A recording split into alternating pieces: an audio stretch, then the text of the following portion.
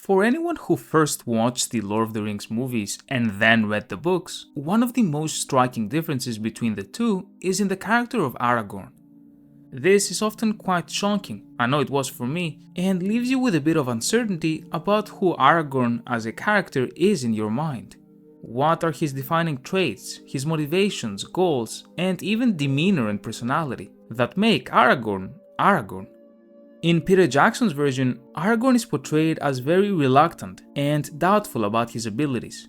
To him, kingship is something he simply wants to avoid and has consistently run away from throughout his life. He is afraid that he will turn into Isildur, and that the failures of his forefather in claiming the ring may somehow repeat through him. He tells Arwen as such in that famous scene, in which he says that the same blood flows in his veins, the same weakness. A defining characteristic therefore of movie Aragorn, until nearly the end of the trilogy, is self-doubt and a lack of confidence in his future. These are, at first glance, perceived as relatable by the viewer. A man facing insurmountable odds, having to grapple with the failures of the past and the devastating responsibilities of his life.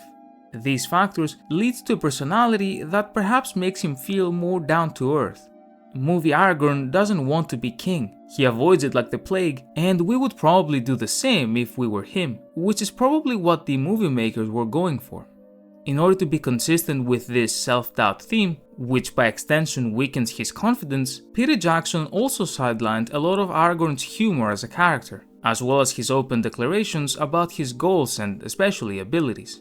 Throughout the books, there are numerous instances where he outright states he has the skill to kill and even take the ring if he wanted, and this confidence may come off as arrogance to the reader. "That you are a stout fellow," answered Strider, "but I'm afraid my only answer to you, Sam Gamgee, is this.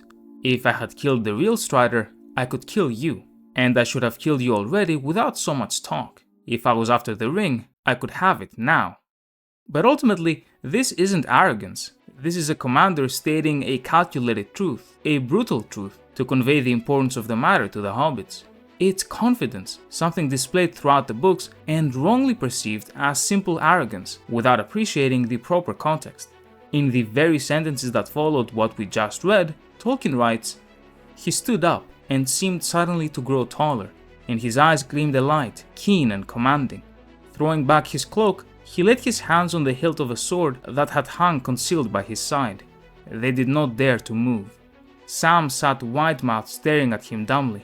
But I am the real Strider, fortunately," he said, looking down at them with his face softened by a sudden smile. "I am Aragorn, son of Arathorn, and if by life or death I can save you, I will." This here is who Aragorn is. In the books, we find him as a man determined. From the very beginning of the story, he has already decided to claim his birthright, to become king, and to take on the absolutely draining responsibility that comes with it in such a broken world. In the books, he already has the shards of Narsil. He declares his kingly heritage whenever necessary, not waiting for others to do it for him like in the movies, as a sign of superficial movie humility, because declaring your kingship is nothing arrogant. Being the heir of Elendil is not a flex you need to be humble about, but rather the declaration of perhaps the greatest responsibility within the realm of men. Instead, in the movies, in order to preserve his self-doubt arc, actions and decisions are taken away from Aragorn. Arwen pushes him towards his purpose in their conversation, and her ailing health pushes him over the edge. Elrond is the one that reforges the sword for him, and who finally convinces him to do what is right. Many claim that movie Aragorn has a better arc because of his journey from doubt to kingship, but I think this is inaccurate once you actually delve into it. The journey of book Aragorn is much more impactful in my opinion. Throughout the books, we see this character with a very clear goal in his mind. He wants to be king. He has to be king. He has to carry the weight of the world on his shoulders simply because it is his responsibility. He has his doubts, but they never let him shun his duty. At the same time, Elrond has also made it abundantly clear that there is no circumstance that he will ever allow Arwen to marry Aragorn, unless the Ranger is able to fulfill his prophecy and ascend to the throne, to become worthy of her. Therefore, Aragorn has a very clear goal, with even clearer and stronger motivations behind it, through both his love for Arwen and his country. Nonetheless, when it ultimately comes down to it following the battle for Minas Tirith, At the peak of his success, he stops. Through his true humility as a character, through the nobility of his spirit, he does not claim the kingship after all. Even though he has been quote-unquote arrogant about it throughout the book, he has reforged the sword himself and is the rightful king. Even though his love hangs in the balance, he nonetheless does not proclaim himself king. Before the great gate, Aragorn said, "Behold the sun setting in a great fire. It is a sign of the end and fall of many things, and a change in the tides of the world. But this city and realm has rested in the charge of the Stewarts for many long years, and I fear that if I enter it unbidden, then doubt and debate may arise, which should not be while this war is fought. I will not enter it, nor make any claim, until it be seen whether we or Mordor shall prevail. Men shall pitch my tents upon the field, and here I will await the welcome of the lord of the city." But Eomer said, "Already you have raised the banner of the kings, and displayed the tokens of Elendil's house. Will you suffer these to be challenged?" "No," said Aragorn, "but I deem the time unripe, and I have no mind for strife, except with our enemy and his servants." Book Aragorn refuses the kingship he was so confident about, the one that movie Aragorn wanted to avoid, because he knows that being king is about helping his people.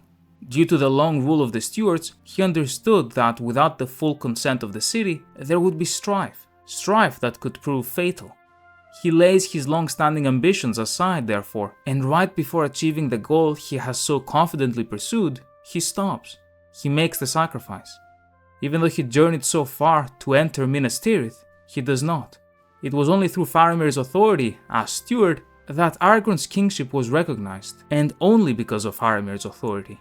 This, in my opinion, is considerably more impactful than a character whose source of self-doubt is not so much his competence or stress about ruling a country, as movie Aragorn is always portrayed as very competent and nearly perfect, but rather what one of his ancestors did thousands of years ago, which, mind you, was not really resolved, as movie Aragorn never organically gained the wish to become king, but he did anyway, even though no one really needed him to following the events of the books and the resolution of the story.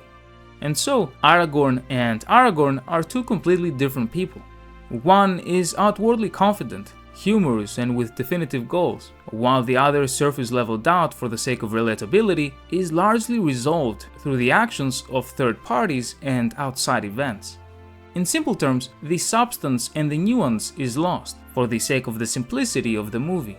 The character in the books is simultaneously confident and entitled, noble and rugged, humorous at the expense of others, but also gentle and ready to die for them. This is how most humans are, in the sense that we are all incredibly complex individuals, with a variety of sometimes seemingly conflicting traits that make us who we are. Tolkien had thousands of pages to expand on this, which is why I do not blame Peter Jackson for finding it difficult to translate Book Aragorn's personality into the movies, though I think it is very important to make note and explain the differences between them. A massive thank you to my channel members, and thank you very much for watching.